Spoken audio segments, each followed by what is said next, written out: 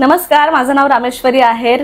आज फिल्मी मराठीमध्ये आपल्या सगळ्यांचं मी स्वागत करते. तर आज आपल्यासोबत आहे मराठी, हिंदी याचबरोबर मल्याळम चित्रपटात काम करणारे आणि यासह त्यांची विशेष ओळख करून द्यायची झाली तर महाराष्ट्रामध्ये गाजलेली मालिका म्हणजे आई कुठे काय करते आणि या आपल्या मालिकेतून घराघरात पोहोचणारे अभिनेते मिलिंद गवळी यांचं आज आपण स्वागत करूया. नमस्कार sir. Rameshwari, thank you so much. मला माझा इंटरव्ह्यू घेण्यासाठी तू आलेली आहेस. धन्यवाद सर. खरं तर तुमचा वेळ मिळणं हेच आमच्यासाठी खूप मोठी गोष्ट होती आणि त्यासाठी खरंच खूप थँक्यू की तुम्ही आम्हाला वेळ दिलात. नाही, मला खरंच छान वाटतंय आणि तू BMM केलं हे मला कळल्यानंतर माझ्या लेकीने सुद्धा BMM केलं आणि BMM करणारी मुलं हुशार असतात हे मला माहिती आहे. त्यामुळे मला तुझ्याबरोबर इंटरव्ह्यू करायला आवडतंय. Thank you so much. तुम्हाला भेटण्याआधी खरं तर मला खूप असं टेन्शन आलं होतं की कसं बोलणार आहे मी, काय बोलणार, म्हणजे मी थंड पडले होते इकडे. पण तुला माहिती आहे ना, ही खूप चांगली क्वालिटी आहे. आता मागच्या काही इंटरव्ह्यू मध्ये अमिताभ बच्चन म्हणाला की अजूनही स्टेजवर जाताना, अजूनही काही काम करताना त्याला भीती वाटते. ज्या कलाकाराला भीती वाटते त्याला चांगलं करायची एक जिद्द असते किंवा त्याच्या मनामध्ये आपल्याला काहीतरी चांगलं करायचंय आणि ती भीती असणं खूप चांगलं आहे. ज्या दिवशी ती भीती जाईल ना त्या दिवशी तुम्ही सबस्टँडर्ड काम करायला लागाल. तुम्हाला जर खूप चांगलं काम करायचं असेल तर ती मनामध्ये भीती कायम असायला पाहिजे. कुठल्याही चांगल्या कलाकाराला स्टेजवर जायच्या आधी ती एक भीती असते. एकदा स्टेजवर गेलं, एकदा सुरू झालं म्हणजे आता तू गप्पा मारताना तुझी भीती गेलेली आहे. ती भीती काम सुरू व्हायच्या आधी असतेच. आणि कुठलंही काम घ्या, हा इंटरव्ह्यूज काय आयुष्यात कुठलंही ते असतेच. साधी मुंबईमध्ये ट्रेन पकडायची असेल ना तर ट्रेन पकडेपर्यंत ती भीती असते. ती गर्दी बघून आणि धक्काबुक्की बघून ती भीती आहे. पण एकदा का पाय त्या ट्रेनला लागला, तो जो रॉड धरला की आपण राजे असतो. करेक्ट आहे. ती जागा मिळेपर्यंत अगदी खरं. सो फिअर इज गुड, पण fear should not stop you from achieving your goals. नक्कीच. तुमच्यासारख्या दिग्गज कलाकारांचं खरं तर वैयक्तिक आयुष्य ह्यामध्ये सामान्य माणसाला खूप जास्त कुतूहल असतं की कशी असतात बाबा ही लोक. कारण आम्ही तुम्हाला पडद्यावर बघतोय, आता आई कुठे काय करते या मालिकेतून बघितलंय, एकदम तुमचं कॅरेक्टर असं की रागीट वडील वगैरे असं बघितलंय. त्यामुळे ती तशीच प्रतिमा असते आणि तशीच सामान्य लोक धरून चालतात की ही व्यक्तीने अशीच असणार वगैरे. तर आम्हाला तुमच्या वैयक्तिक आयुष्याबद्दल जाणून घ्यायला आवडेल. तर तुमचं बालपण कसं होतं आणि तुमचं मनोरंजन क्षेत्रातलं पहिलं काम कोणतं होतं? बालपण सांगतो, मनोरंजन क्षेत्रातलं पहिलं काम सांगतो, पण मी दिग्गज कलाकार नाहीये. मी नवोदित कलाकार आणि माझं वय 23 आहे. त्यामुळे माझं बाल करेक्ट आहे की तुमचं वय अजूनही लहानच आहे. हो, आणि तर तसंच असायला हवं. माझं बालपण मुंबईत गेलं. माझे वडील पोलीस खात्यात होते, ते नाशिकचे. नाशिकवरनं त्यांची ट्रान्सफर मुंबईला झाली. तर तेव्हापासून जे मी मुंबईचा झालो ते मुंबईत झालो. आणि माझं बालपण मोस्टली मला आठवतो तो डिलाय रोडचं बालपण, जिथे आम्ही गव्हर्नमेंट क्वार्टर्समध्ये राहायचो आणि त्यावेळेला ब्रिटिश काळातले क्वार्टर्स होते. त्यामुळे इतकं प्रचंड मोठं घर होतं त्या ब्रिटिशांचं की आमच्या टोटल 8 खोल्या होत्या. 3,500 स्क्वेअर फीटचा मुंबईमध्ये आम्हाला तो फ्लॅट होता. त्यामुळे माझं बालपण फार भन्नाट होतं. म्हणजे हॉलमध्येच क्रिकेटच्या मॅचेस खेळायचो, इतका मोठा हॉल. माझ्या मावशीचं साखरपुडा त्या हॉलमध्ये झाला. 50-100 माणसं मावतील इतका मोठं असं ते. त्यामुळे मला आठवतं ते लॅविश ब्रिटिश काळातलं घर मला चांगलं आठवतं ते. आणि तिथे भटकायला काय करी रोड, राणीचा बाग आणि हे सगळं. तर बालपण तिकडे गेलं. तिथेच एक प्रकाश टॉकीज होती बाजूला, त्याला डब्बा टॉकीज म्हणायचे. 8 आणे 75 पैशाला तिकीट मिळायचं पिक्चरचं. मग कधीतरी जाऊन पिक्चरला बसायचं एकटेच. वारबाब बऱ्याच वेळेला मी एकटाच जायचो.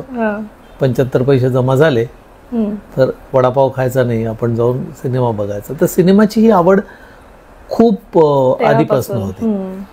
तर माझं फॅसिनेशन असायचं की या थिएटरमध्ये काय काय असतं, एक वेगळं विश्व असतं. कधी कुवाराबाब बघायला गेलो, कधी मुकद्दर का सिकंदर बघितला. आणि शोलेचे तिकीट 3-3 महिने मिळत नव्हते. पहिला शूटिंगचा अनुभव, जिथे मी शूटिंग बघायला गेलो, 3 दिवस सतत शूटिंग बघत होतो. शूटिंग बघत बघत बघत एक दिवस त्या डायरेक्टरला वाटलं की या पोराला आपण या सिनेमामध्ये घेऊया आणि त्यांनी मला त्या सिनेमामध्ये घेतलं. हम बच्चे हिंदुस्तान के नावाचा पिक्चर. अच्छा. तेव्हा किती वय असेल तुमचं? पण 13, 14, 15च्या आसपास ते वय असेल. आणि मी पहिला सिनेमा केला तो कॉलेजच्या फर्स्ट इयरला. इतका उत्साह होता. किशोर नमित कपूर नावाचे एक ग्रस्त आहे ज्यांनी नंतर ॲक्टिंग स्कूल काढली, ते त्या सिनेमामध्ये काम करत होते.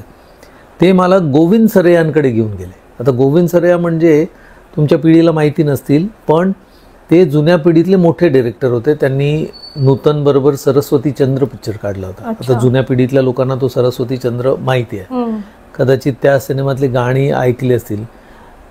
मैं तो भूल गई बाबुल का देश, पिया का घर प्यारा लगे, किंवा चंदन सा बदन, चंचल चितवन धीरे से, किंवा फूल तुम्हें भेजा है खत में, ही सी गाणी आहेत ना त्याचे डिरेक्टर. मग त्यांना मी खूप आवडलो आणि त्यांनी मला त्यांच्या वक्तचे पहिले पिक्चरमध्ये हिरो म्हणूनच घेतलं. मग त्या सगळ्या प्रोसेसमध्ये 2-3 वर्ष झाले. मी ग्रॅज्युएशन म्हणजे मी आर्यन जेव्हा केला मल्याळम पिक्चर तेव्हा मी ग्रॅज्युएशन करत होतो. मग वडील मला म्हणाले की तुला जर हे प्रोफेशन म्हणून घ्यायचं असेल तर शिक्षण पूर्ण कर, सगळं कर आणि मग ये. मग मी अभिनयाचा पण अभ्यास करायला सुरुवात केली. तोपर्यंत मी अमॅच्युअर ॲक्टर होतो, प्रोफेशन म्हणून मी घेतलं नव्हतं. आणि हे फील्ड इतकं वास्ट आहे किंवा कॉम्प्लिकेटेड आहे की नवीन माणसाला त्या इंडस्ट्रीमध्ये काहीच माहिती नसतं, कसं अप्रोच करायचा, कोण सिनेमे काढतं, कसं काम करतात, ॲक्टिंग काय असतं. मग मी रेडिओला नोकरी केली, ट्रान्समिशन एक्झिक्युटिव्ह 2.5 वर्ष नोकरी केली. मग ग्रॅज्युएशन झालं, नोकरी आहे म्हटल्यानंतर बरं प्रेमात पडलो होतो, त्यामुळे दीपाशी लग्न पण केलं आणि लग्न झालं, मुलगी झाली आणि मग मी हे प्रोफेशन घेतलं. म्हणजे हा आपला जो इंटरव्ह्यू चालू आहे हा इंटरव्ह्यू खूप महत्वाचा आहे किंवा हे बोलणं महत्वाचं. या इंटरव्ह्यूसाठी तू किती खटाटोप केले आणि कुठून कुठून ट्रॅव्हल करून आणि कशा कशा ट्रॅफिकमध्ये आले ते पॉइंटलेस आहे. आपण पोहोचलोय वेळेवर आणि आपला इंटरव्ह्यू चालू झाला. तसं मी मिशी लावली काय दाढी, ती नॅचरल दिसली आणि तो खरा वाटला. अनिरुद्ध देशमुख खरा वाटला पाहिजे की लोकांनी त्याला शिव्या घातल्या पाहिजे. तुम्ही आता नाव काढलंच आहे तर मी त्या सिरियलकडे वळते. तब्बल 5 वर्ष ही सिरियल चालली. तर ते कॅरेक्टर जे आहे अनिरुद्ध देशमुख आणि तुम्ही ह्याच्यामध्ये किती साम्य आहे? तुम्हाला ते कॅरेक्टर करण्यासाठी किती मेहनत घ्यावी लागली आणि काय सांगाल त्या मालिकेविषयी? अनिरुद्ध देशमुख आणि माझ्यामध्ये जमीन आसमानाचा फरक आहे. ते मला आल्यावरच खरं तर कळलंय. पण मी ना जोपर्यंत सिरियल चालू होती तोपर्यंत मी जगाला सांगत होतो की मीच अनिरुद्ध. माझा स्वभाव अनिरुद्ध सारखाच आहे. मला अनिरुद्ध करायला काही त्रास होत नाही. खरं तर मला खूप त्रास होत होता कारण त्याचे विचार आणि माझे विचारमध्ये जमीन आसमानचा फरक. पण तो कोणाला लोक जरी शिव्या घालत असतील तरी माझ्यासाठी ते सुंदर कॅरेक्टर होतं. एक कलाकार म्हणून ते जे कॅरेक्टर अतिशय काय म्हणतात ना चॅलेंजिंग आणि ब्युटिफुल कॅरेक्टर. फारच स्ट्रेट नव्हतंच ते. म्हणजे त्याचं क्रेडिट मी राजन शाहींना देईन आणि नमिता वर्तकला देईन. नमिता त्याची गोष्ट लिहायची, नमिता ते कॅरेक्टरचं स्क्रीन प्ले ती लिहायची. त्यामुळे नमितानी ते कॅरेक्टर इतकं भारी रंगवलं होतं आणि कुठून शोधून काढलं, कुठे ते इमोशन्स तिला सापडले. मी तिला बऱ्याच वेळेला विचारायचा प्रयत्न केला की असा माणूस कुठे बघितला तू, की तुला कसं कळलं याची सायकॉलॉजी. कारण लिहिताना त्या माणसाची सायकॉलॉजी कळल्याशिवाय, त्याचे विचार कळल्याशिवाय तुम्ही ते लिहू नाही शकत. आणि दरवेळेला अनिरुद्धनी मला सरप्राईज केलं. म्हणजे पहिल्या एपिसोडपासून शेवटच्या एपिसोडपर्यंत एक रोलर कोस्टर राईड होता अनिरुद्ध देशमुख. आणि ते इतकं इफेक्टिव्ह होतं कॅरेक्टर की बायकांना त्याचा राग यायचा, शिव्या द्यायच्या त्या बायका. आणि वास्तविक इतका राग किंवा इतक्या शिवाय कुठल्या कलाकाराला मिळत नाही. कारण आजकालचं जे ऑडियन्स आहे ना ते खूपच समंजस आहे, खूप मॅच्युअर्ड आहे. ते पूर्वीच्या बायकांसारखे वाहवत जात नाही. त्यांना माहिती आहे हा अभिनय आहे, त्यांना माहिती आहे की हा ॲक्टिंग करतोय, त्यामुळे ते तेवढ्या पुरताच घेतात. ते फार सिरियस. पण अनिरुद्धच्या बाबतीत त्यांचं गणित चुकलं. ते इन्व्हॉल्व्ह झाल्या बायका. त्या बायकांना त्याचा इकडेच आहे समोर. हो, मगाशी मी आईला म्हटलं की ती रोज न चुकता तुमची ती मालिका बघायची आणि काय हे कसं वागतंय असं वगैरे, म्हणजे लिटरली सगळ्या बायकांची आणि ही असायची. बरं, मी जेव्हा बायकांना भेटायचो तेव्हा मला त्यांच्या रिॲक्शन्स कळायच्याच. सुरुवातीला ते माझ्याशी बोलायला यायच्याच नाही, ते नकोच याच्या नादी लागायला. बरं, बाकीचे कलाकार असतील ना तर त्यांच्याबरोबर फोटो काढायचे, याला विचारायचं कसं फोटोसाठी, बरं याचा फोटो काढून दाखवायचा कोणाला, आपल्याला शिव्या पडतील की अरे याच्यावर कशाला फोटो काढला, आणि नीट वागला का तो, नीट बोलला का तो, उद्धट आहे तो, असं आहे तसं आहे. तर मला ते छान अनुभव आले याचे. पण कलाकाराला असा चॅलेंजिंग रोल मिळणं भाग्य लागतं. ते मला 5 वर्ष करायला मिळालं, त्याच्यामुळे खूप प्रेम मिळालं मला. एखादा काही असा किस्सा आठवतोय का फॅन मुवमेंट ह्या मालिकेच्या रिलेटेड किंवा ह्या दरम्यान एखादा घडलेला? खूप किस्से घडले. म्हणजे परिसंवादाला जेव्हा आम्ही जायचो, हे कॅरेक्टर सिरियल पॉप्युलर झाल्यानंतर असेच बरेचसे परिसंवाद. ठाण्यामध्ये एक परिसंवाद होतं, तर त्या प्रेक्षकगृहामध्ये भरपूर बायका आणि त्या प्रेक्षकगृहाच्या बाहेर चपला बिपला काढून त्या थिएटरमध्ये येऊन सगळे बसले होते आणि आम्ही सगळेच होतो, कलाकार, डायरेक्शन, नमिता वगैरे सगळे होतो. तर सगळ्यांना प्रश्न विचारायचे आणि एक बाई उठली आणि म्हणाली की हा अनिरुद्ध देशमुखचा मला खूप राग येतो आणि नशीब, मला म्हणाले की नशीब तुझं चांगलं आहे की आम्हाला चपला बाहेर काढायला सांगितलं. तर माझी आता इच्छा आहे की तुला ती चप्पल फेकून मारा. अरे बापरे. आणि मग मी बोलायच्या आधी बाकीच्यांनीच टाळ्या वाजवल्या आणि म्हणाले की हीच तर पावती आहे आणि हेच तर खरं यश आहे त्या याचं, की एका बाईला त्याला चप्पल फेकून मारावीशी वाटते, हे त्या कॅरेक्टरचं यश आहे. आणि असे असंख्य किस्से आहेत. माझी बेळगावची मावशी मला म्हणाली की मला वाटलं नाही रे तू असं असशील. मी लहानपणापासून म्हटलं इतका सुशीचा एवढा चांगला, आई एवढी चांगली, पण मुलगा असा कसा इतका असा निघेल असं वाटलं नाही. अरे बापरे. मला तुझं तोंडही बघायचं नाही. म्हटलं मावशी मी येणार आहे, तुला नको येऊस. मी म्हटलं मी येणार, तरी मी तुला भेटायला येणार. तुला मारावंसं वाटतं ना मार मला, पण मी येणार तुला भेटायला. बापरे. असं ते भरपूर लोक कॅरीड अवे व्हायचे. आणि त्यामुळे बाकीचे कलाकार पण खूपच चांगले असल्यामुळे की अरुंधतीला का त्रास देतोय, त्या संजनाला का त्रास देतोय, आप्पांना का देतोय, असं ते कलाकार पण चांगले असल्यामुळे त्यांना तो आणखीन राग. त्यामुळे एक छान टीम झाली होती आई कुठे काय करते. एखादी स्क्रिप्ट निवडताना तुम्ही ती कशी निवडता? ती गोष्ट ऐकतो, त्या गोष्टीतलं माझं कॅरेक्टर सगळं ऐकून घेतो, वाचतो आणि मग ते कॅरेक्टर त्या गोष्टीतनं काढून टाकतो. जर ते कॅरेक्टर त्या गोष्टीतनं काढून टाकल्यानंतर ती गोष्ट तरी सुद्धा घडत असेल तर मग ते कॅरेक्टर फार महत्वाचं नाही. अच्छा. आई कुठे काय करतेची जेव्हा गोष्ट ऐकली तेव्हा अनिरुद्ध, अरुंधती दोघांचं छान संसार आहे, त्यांना 3 मुलं आहेत. त्याचं संजनाबरोबर ऑफिसमध्ये मैत्री होते, प्रेम होतं आणि मग तो संजनाशी लग्न करतो, अरुंधतीशी डिवोर्स. आता याच्यातनं अनिरुद्धच काढून टाकला तर गोष्टच नाही होऊ शकत.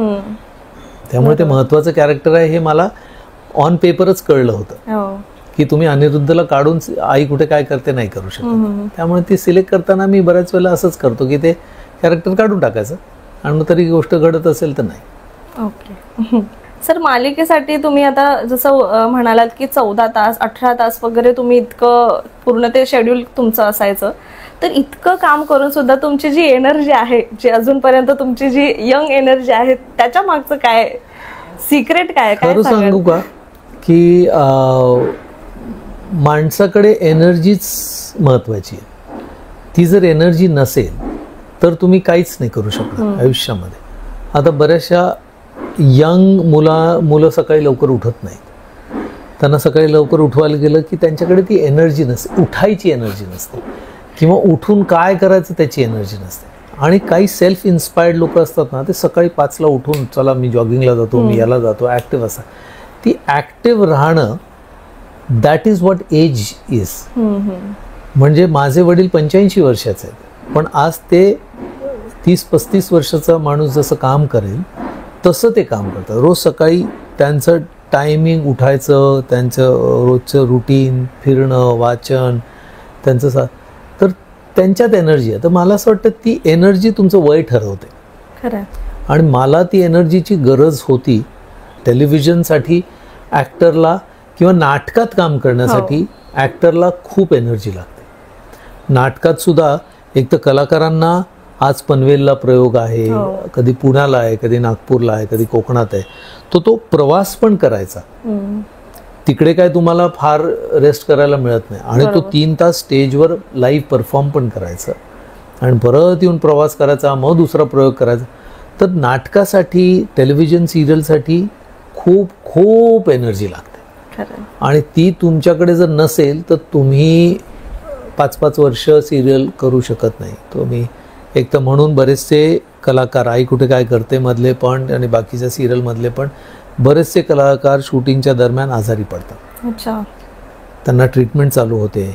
एक तर त्यांना फिजिकल ट्रीटमेंट चालू होते, त्यांना कळत नाही, पण त्यांना काउन्सिलिंगची किंवा मेंटल ट्रीटमेंटची पण गरज असते. कारण सातत्याने एक खोटं कॅरेक्टर तुम्ही 14-14 तास प्ले करत असता. म्हणजे समजा काही पॉझिटिव्ह असेल तर तू इतकी पॉझिटिव्हिटी करून सुद्धा माणसाला टॉक्सिक होऊन जातो की इतका काय मी चांगला नाही आहे, जे देवी करून टाकतात माणसाला. तर तुमचं मन म्हणतं की एवढी काय तू चांगली नाही किंवा एवढा काय तू चांगला नाही आहे, तर त्याच्याही डोक्याला त्रास होतो शेवटी. की पण त्याला म्हणजे अरुण गोविल यांनी रामाची भूमिका केली तर त्यांना ते प्रत्येक माणूस याचा पाया पडायचा, प्रत्येक माणूस याचा पाया पडायचा, त्याचाही त्यांना त्रास व्हायचा की आयुष्य, नॉर्मल आयुष्य जगू नाही शकत आहे. तसं सिरियलमध्ये होतं. तर मला या कोविडमध्ये जे शहाणपण आलं, बऱ्याच लोकांना आलं. कोविडच्या काळामध्ये खूपशा लोकांचे प्रॉब्लेम झाले, काहींच्या नोकऱ्या गेल्या, काहींचे जे बँक बॅलन्स शून्य झाले, काही आजारी पडले, ते त्यांचे पैसेही संपले, डॉक्टरांनी लुटलं, काही माणसं तर आपल्यातनं निघून गेली. कोविडमध्ये आपण म्हणजे त्या राणीच्या बागेतल्या प्राण्यांसारखे होतो. घरामध्ये खिडकीच्या बाहेर बघणारे माणसं होते, पण ते प्राण्यांना जसं आपण पिंजऱ्यात ठेवतो तसे आपण पिंजऱ्यात होतो आणि मस्त मोकाट बाकीचे सगळे प्राणी पक्षी उडत होते. तिथे काही लोक शहाणे झाले. त्यातला मला एक थोडा शहाणपण आला, तो म्हणजे योगा प्राणायाम किंवा ऑक्सिजनची आपल्याला गरज असते, जी निसर्गानेच आपल्याला श्वास घ्यायला दिलेला. आपल्याला काही कॉन्शियसली आपले हृदय, हार्टबीट्स आपण कॉन्शियसली नाही करत की आज हे 200 वेळा करायचं आहे आपल्याला सकाळी उठून. आज डायजेशन आपल्याला ठरवायचं की हे जेवलं की आपल्याला हे करायचं आणि ते निसर्गाने आपल्याकडे ठेवलं म्हणून आपण वाचलो. नाही तर कित्येक वेळेला आळस हार्टच चालू केला नाही, आज बटन दाबलं नाही हार्टचं आणि बंदच झालं. असं असंख्य लोक बंद पडले. ते नॅचरल होतं. तसं ऑक्सिजन नॅचरल घेतलं जातं म्हणून आपण ॲटलिस्ट सर्वाईव्ह होतो. पण एनर्जीसाठी तुम्हाला मॅक्सिमम ऑक्सिजन घ्यायला लागतं, तुम्हाला मॅक्सिमम ब्रीथ करायला लागतं. ते आपण कॉन्शियसली करत नाही. त्याच्यासाठी प्राणायाम करणं गरजेचं आहे. जे प्राणायाम आपल्या भारतात योग तयार झाला, आपल्या भारताने जगाला दिलं. अमेरिकन आणि युरोपचे लोक योगा म्हणून करतात आणि आपल्या इथे योगासनं आहेत, ते आपल्या इथे कोणी करत नाही. आपल्या इथे झुंबा करायला जातात सगळे. बरं, ते झुंबा बिंबा ते ठीक आहे, पण सगळ्यात म्हणजे क्लासिकल डान्सिंग एक प्रकार आहे तो. आणि आपण जेव्हा याला रंगपंचमीत किंवा त्या दहीहंडीत नाचतो, तो नाच वेगळा आहे. आपल्या लोकांना काय झालं की तो दहीहंडीत किंवा गणपती विसर्जन करताना नाचतो ना, तो नाच. बाकी क्लासिकल हा नाच नाही. तसं हे झुंबा बिंबा जे असतील ना, हे चांगलं असेल, याच्याने तुमची थोडीशी एनर्जी मिळत असेल, पण प्रॉपर ब्रीदिंग टेक्निक तुम्हाला प्राणायामने मिळतं. आणि आपल्या इथे तर असंख्य. बरं, आता परत आपण let's come to the technology, की ही आज आपल्याकडे मोबाईलची टेक्नॉलॉजी आहे, इंटरनेटची टेक्नॉलॉजी आहे, की आज तुम्ही कुठलाही रामदेव बाबांचा योग अभ्यास जो आहे, रामदेव बाबांनी सांगितलं, तुम्हाला जर बघायचं एका क्षणात तुम्ही यूट्यूब काढून त्यांनी जे सांगितलेले आहे, किंवा बरेचसे योगचे आसनं कसे करायचे, काय करायचं, असंख्य आहेत. म्हणजे काही चांगल्या गोष्टी जर तुम्हाला पाहिजे असतील त्या सुद्धा अवेलेबल आहे. तर माझं एनर्जीचं रहस्य योग. क्या बात आहे. भारी. आणि बऱ्याच वेळेला आपण जेव्हा रागवतो किंवा आपण जेव्हा चिडतो तेव्हा आजूबाजूचं वातावरण निगेटिव्ह होतं. हो. बऱ्याचशा वेळेला ऑफिसमध्ये बॉसचा राग माणूस घरी येतो आणि घरी घरच्यांवर काढतो. हो. वीकर सेक्शनवर राग काढला जातो. आणखीन एक महत्त्वाचं म्हणजे आपण राग आहे ना जाऊन कधीही बॉसवर नाही काढत, कारण त्याच्यावर काढलं की दुसऱ्या दिवशी तो लगेच की घरी जा बाबा तू. मग त्याचं फ्रस्ट्रेशन तो वीकर सेक्शनवर काढतो. मग जर नवरा बायकोवर चिडत असेल म्हणजे तो तिला वीकर सेक्शन समजतो. लहान मुलांवर चिडत असेल की ते लहान आहेत म्हणून ते वीकर सेक्शन आहे. की नोकरांवर चिडणारे माणसं मी बघितले की नोकरांना वाटेल तसं बोलतात, कारण तो वीकर सेक्शन आहे. कारण तो तुमचा नोकर आहे, तुम्ही त्याला पगार देता, तो नाईलाजाने गप्प ऐकून घेतो कारण त्याला 2 पैसे पाहिजे असतात. सो रागाचं परत एक आहे की चिडतो माणूस किंवा हे करतो. मग माझं म्हणणं आमच्या सेटवर सुद्धा काय ते प्रोडक्शनवाले ते स्पॉट बायवर खूप चिडायचे, आई बहिणीवर शिवाय काढायचे, हे करायचं. आणि मला ते वाईट वाटायचं. मी त्यांना म्हणायचो की राजनशाही आहेत किंवा ते आरिफ भाई आहेत, हिंमत आहे का तुम्हाला असं त्यांच्याशी बोलायची? कारण त्यांच्याशी जर तुम्ही असं बोललं तर एका सेकंदात तुम्हाला नोकरीवरनं काढते, घरी बसा. पण हा गरीब आहे, तो कुठून तर राजस्थानवरनं आलाय, कोण नेपाळवरनं आलाय, त्याचे आई वडील नाही काय नाही, आणि तू त्याला ज्या पद्धतीने शिवाय घालतोय. सो मला असं वाटतं ते आजूबाजूला ऑब्झर्व करता करता मी स्वतःला डेव्हलप करत गेलो, माझा स्वभाव बदलत गेलो, किंवा मला ते थोडंसं कॉन्शियसली त्याच्यावर विचार करत गेलो, म्हणून हे असं आहे. ओके. तर तुमचा गाजलेला चित्रपट तो म्हणजे सख्खा भाऊ पक्का वैरी, तर त्या चित्रपटाच्या काय आठवणी आहेत आणि काय सांगाल? तो माझ्यासाठी खूप जवळचा चित्रपट आहे. त्याचं कारण असं आहे की त्याच्या आधी मी असंख्य चित्रपट केले आणि मराठा बटालियन वगैरे सारखे चित्रपट केले. तर वासवानी नावाचे एक ग्रस्त होते, त्यांचा माझ्यावर फार जीव होता. डिस्ट्रीब्युटर होते, प्रोड्युसर सुद्धा होते. त्यांनी सून लाडकी सासरची त्यांच्याबरोबर केलं, पण त्यांच्याबरोबर काम करणं कठीण असायचं. का तर त्यांचा सिनेमा कधी सुरू होईल आणि कधी संपेल याचं कोणालाही शाश्वती नसायची. म्हणजे मराठा बटालियन जवळजवळ 1.5 वर्ष काम चालू होतं. कधी नागपूरला शूटिंग, कधी कोल्हापूरला शूटिंग, कधी इथे शूटिंग, तिथे शूटिंग. ते माझ्याकडे आले पुढच्या एका पिक्चरसाठी. म्हटलं मला तुमच्यावर काम नाही करायचं, तुमच्याबरोबर काम करणं कठीण आहे. आणि तर ते म्हणाले की असं का म्हणतो तो? म्हटलं नको, मला नाहीच करायचं तुमच्यावर काम. मग ते चिडले. वासवानीला असं कोणी बोललेलं नाही, असं नाही तसं नाही. म्हटलं पण नाही करायचं. मग अलकाताईंचा एक पिक्चर होता, अलकाताईंनी मला त्या पिक्चरमध्ये घेतलं. तर वासवानी नागपूरवरनं अलकाताईंकडे गेले आणि म्हणाले की या मुलाला नाही घ्यायचं, त्याने माझा पिक्चर नाही केला, तुम्हाला त्याला काम करत. मग अलकाताई मला म्हणाले की तू बोल त्या वासवानीशी आणि काय ते तुम्ही सॉर्ट आऊट करा. म्हटलं मला अलकाताई खरंच काम नाही करायचं. ते म्हणते अरे पण तू त्याच्याशी सॉर्ट आऊट नाही केलं तर मी पिक्चर नाही करू शकणार, कारण माझं पिक्चर तो डिस्ट्रीब्यूट करतोय. मला तर पिक्चरबद्दल काही माहिती नाही. आम्ही पिक्चर काढू शकतो पण ते अख्ख्या महाराष्ट्रभर चालवायचं तर वासवानी चालू आहे. म्हटलं खरं. तेव्हा अलकाताई म्हणाल तू जा पप्पांशी बोल आणि 2 दिवस घे आणि मग विचार कर आणि मग सांग. पण माझं का कोणाला त्या वासवानीवर काम करायचंच नव्हतं. मी ठरवूनच राहिलो. पप्पांना पण सांगितलं मला त्या माणसाबरोबर कामच नाही करायचं. आणि मग त्याची चिडचिड आणखीन वाढली. अलकाताईंचं पिक्चर पण मी नाही केलं, मी त्याच्याशी नाही बोललो. मग तो सगळ्यांना सांगे की याला घ्यायचंच नाही. म्हणजे कोल्हापूरचा कोणी माझ्याकडे आला ना तरी तो नागपूरवरनं कोल्हापुरात पोचायचा आणि त्यांच्या घरी जाऊन बसायचं की याला घ्यायचं नाही, यातला घेतलं तर मी तुमचं पिक्चर पाडणार. बापरे. आणि मी असं करणार तसं करणार. आणि मी पण अडून बसलो की नाही तर नाही. आणि खूप सिनेमे साईन केलेले बंद व्हायचे, मला काढून टाकायचे, असं करायचं.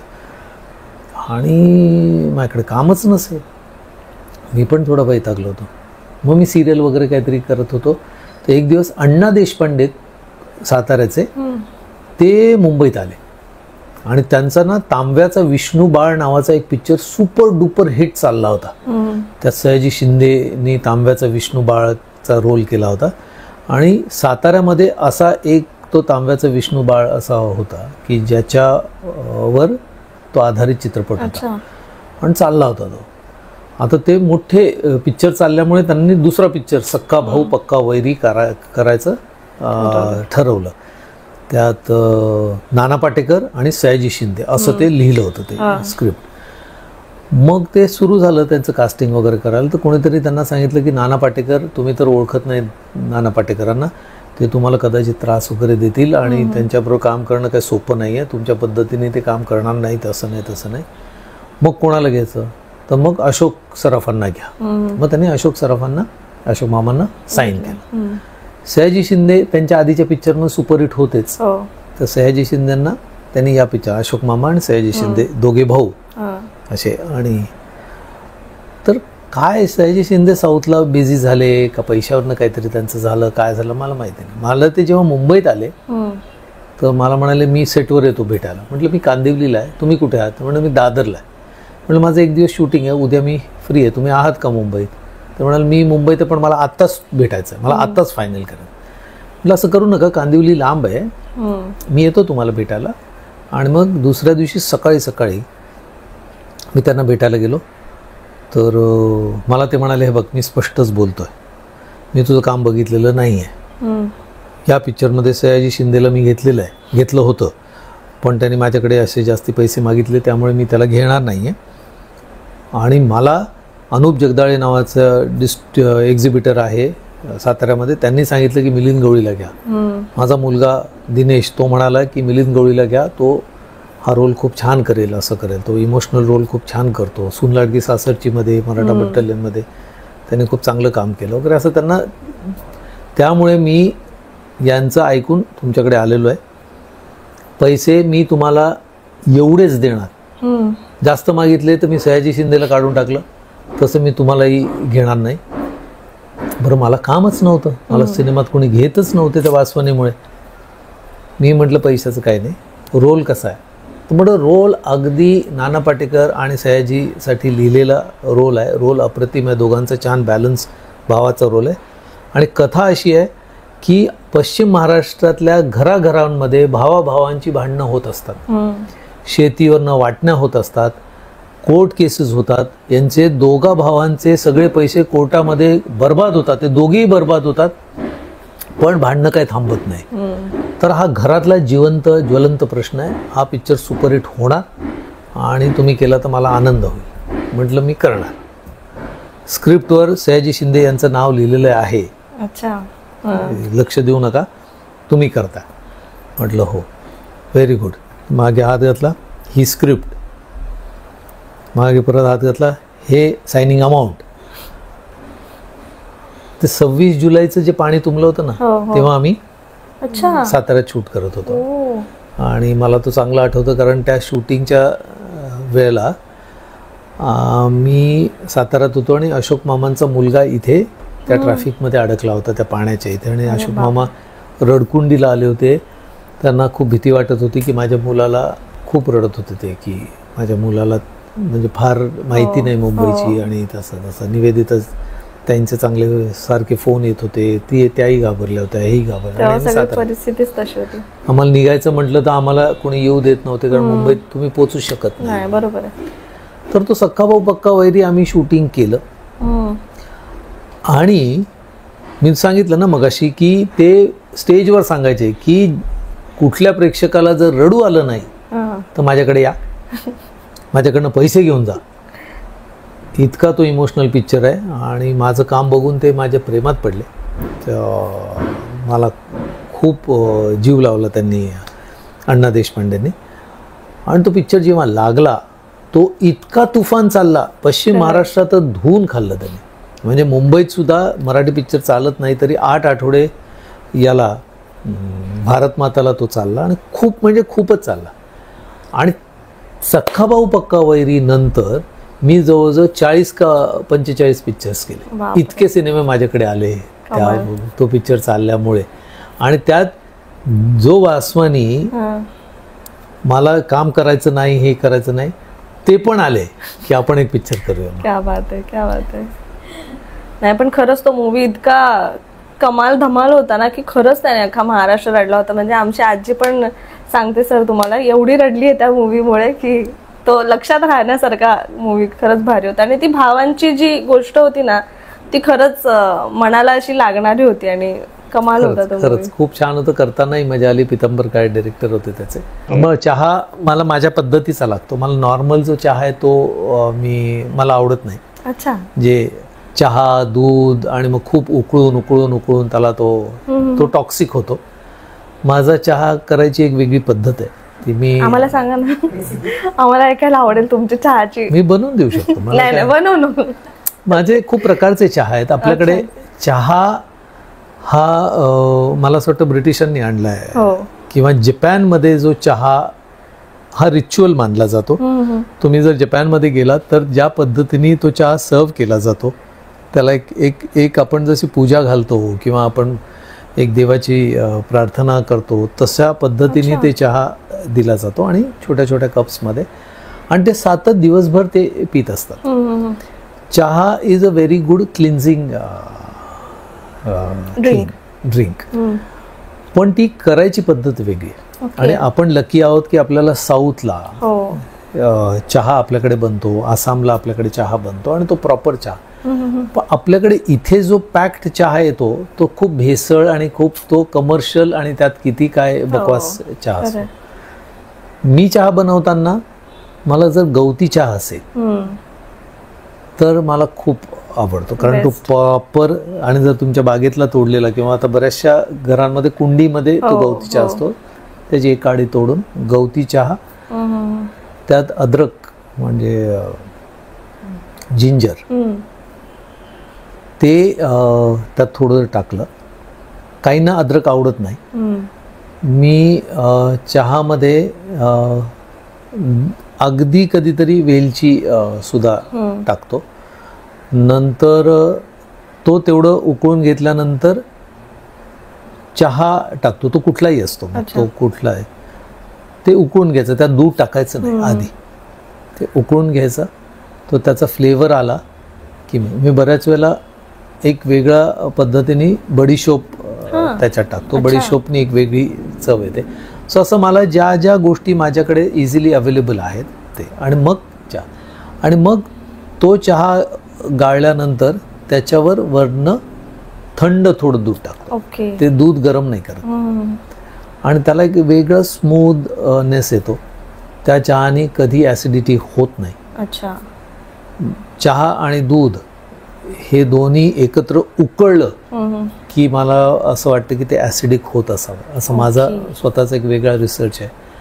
आणि आपल्याकडे वेगवेगळ्या प्रकारचे चहा मिळतात पण ते आपण एक्सप्लोअर करत नाही. आपल्या एकच पद्धतीचा तो टपरीवर मिळतो तसा किंवा मग एक टुक्कार त्या याच्यात मिळतात ना लोकांना आवडतो तो इंडियन. पण एक काठियावाडी पद्धतीचा पण चहा जो टपरीवर बनवला जातो.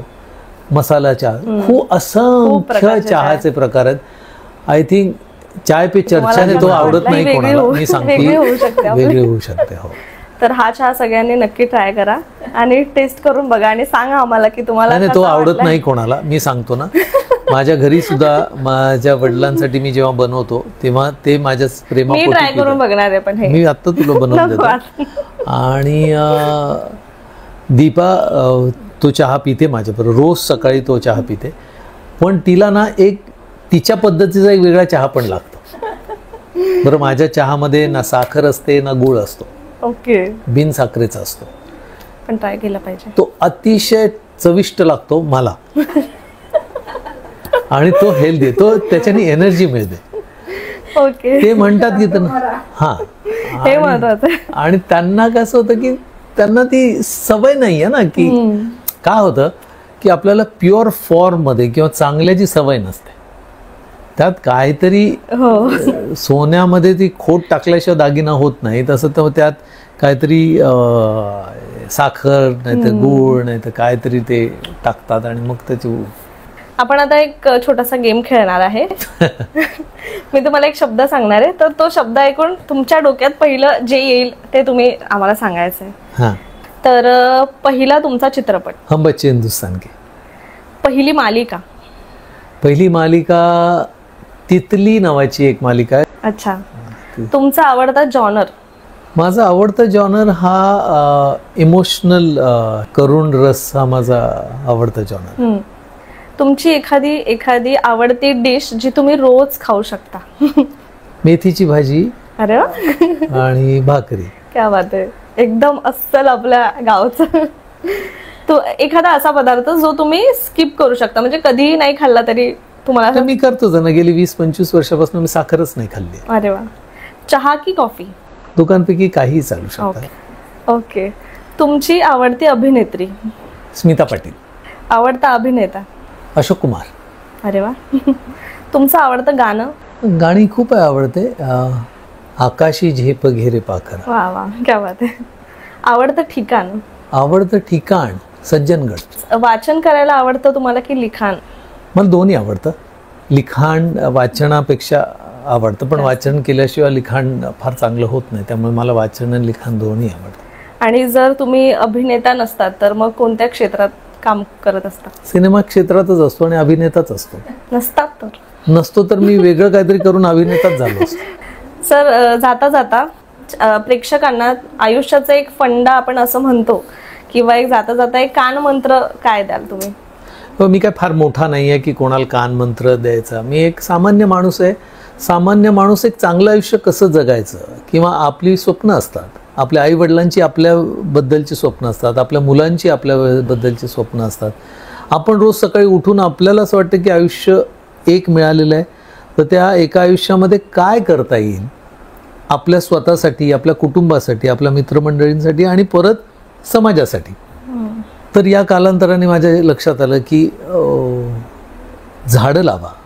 या सगळ्या इंडस्ट्रियलायझेशनमध्ये आपण निसर्गाची पूर्ण वाट लावलेली आहे, आणि खरं तर ही जी झाडं आहेत हे ऑक्सिजन देतं आणि आपण ऑक्सिजन घेतो, म्हणजे हे जीवन आहे. हे सर्वाईव्ह झाले तर आपण सर्वाईव्ह होणार आहे. म्हणजे ते हॉकिन्स म्हणून जे सायंटिस्ट होते त्यांनी सांगितलं की आणखीन 600 वर्ष माणूस, बाकी सगळी माणसं जातील, इतकी वाईट परिस्थिती आपण या पृथ्वीची करून ठेवलेली आहे. तर मला असं वाटतं की एक कलाकार म्हणून या सगळ्या गोष्टी मला सांगाव्याशा वाटतं की आपण सगळ्यांनी मिळून या पृथ्वीची, आपल्या लोकांची, पुढच्या पिढीसाठी आपण काहीतरी चांगलं देऊन जायचं का. सगळं गार्बेज आणि कचरा, आपल्याकडे गार्बेज डिस्पोज करायला आता पृथ्वीची वाट लागली आहे. त्याला लोकांना कळत नाही की ते प्लास्टिक कसं जाळायचं, कसं काय करायचं. आजच पेपरमध्ये वाचलं की तो ओझोन लेअर आहे, त्याच्यात तो एक गॅप आलेला आहे, आणि त्याच्यामुळे तो सूर्य जो डायरेक्ट आपल्या पृथ्वीवर येतो ओझोन लेअर तोडून, त्याच्याने कॅन्सरस रेज येतात. असं खूपसं आपणच सगळं वाट लावलेली आहे. तर मला असं वाटतं जाता जाता मी काही फार मोठा नाही आहे की मला काही फार ज्ञान आहे, मला काही फार कळतं, अशातलं नाही. पण या प्रवास करता करता काही गोष्टी मला कळल्या, मोठ्या लोकांकडनं मला काही गोष्टी कळल्या. तर आपल्या देशात जे योग प्राणायाम आहेत ते करा, एक्सरसाइज करा, तुम्हाला ज्या पद्धतीने एक्सरसाइज करा, कारण फिजिकली फिट राहा. कारण कालांतराने काय झालं आहे, आपल्याकडे टेक्नॉलॉजी वाढली म्हणून आता लोक काय 5-5, 6-6 मैल चालत जात नाही शेतात. इथं तुम्हाला खाली बसलं की मेट्रो आहे, टॅक्सी आहे, बस आहे, रिक्षा आहे, गाड्या आहेत, याच्याने तुम्ही चालणं कमी झालं. तर हेल्थ इश्यूज सुरू होत आहेत. पूर्वीचं जे आपण सात्विक जेवण आपण म्हणतो तसं आता लोक कमर्शियल अन्नामध्ये सुद्धा भेसळ करायला लागले. तर त्यामुळे मी एक माझी जगायची पद्धत सुरू केली आहे. जसं मी साखर खात नाही, मांस मटण खात नाही, हे मी माझ्या पद्धतीने माझे सोल्युशन शोधून काढलेले. ते परफेक्टच आहे असं माझं काही म्हणणं नाही, पण ते मला सूट होत आहेत. माझ्याकडे ती एनर्जी येते, मला काम करायचं हुरूप येतो, मला सकाळी उठल्यानंतर काहीतरी आयुष्यामध्ये करावं असं वाटतं. ही एनर्जी आहे, तर ती तशीच एनर्जी तुमच्यामध्ये येऊ दे. तुम्ही सुदृढ झाला, तुम्ही यशस्वी झाला तर आपण सगळे समाज चांगला होईल, देश चांगला होईल. खरंय, नक्कीच. आणि ही खरंच विचार करण्याची गोष्ट आहे. आणि ह्यावर फक्त बोलून नाही तर ह्याच्यावर खरं तर आपण प्रत्येकाने काम करणं सुद्धा तितकंच गरजेचं आहे. तर थँक्यू सो मच सर, आज तुम्ही आम्हाला वेळ दिलात आणि खूप छान गप्पा झाल्या. म्हणजे मी न विचारताच खरं तर मला अनेक प्रश्नांची उत्तरं सुद्धा मिळाली. सो त्यासाठी सुद्धा कधी कधी मला असं वाटतं मी खूप बोलतो का. नाही, खरंच खूप छान आणि मस्त धमाल गप्पा झाल्या आपल्या. खूप छान वाटलं तुमच्याशी बोलून. आणि तुला पण खूप खूप शुभेच्छा. तुझी सुरुवात आहे, BMM केलेलंच आहेस आणि sky is also not the limit. तू जे मनात इच्छा धरशील, जी स्वप्न बघशील आणि बघ, मोठी मोठी स्वप्न बघ, नक्कीच. आणि ती पूर्ण होतातच. त्याला सातत्य लागतं, त्याला कन्सिस्टन्सी लागते, जिद्द लागते. आई वडील आपल्या सपोर्टला असतातच. हो. मुलांमध्ये काहीतरी क्वालिटी दिसली तर ते आणखीन सपोर्ट करतात. नक्कीच. तर तुझ्यामध्ये आहेच. तर all the best, lots of blessings. ठीक आहे, थँक्यू सो मच. थँक्यू.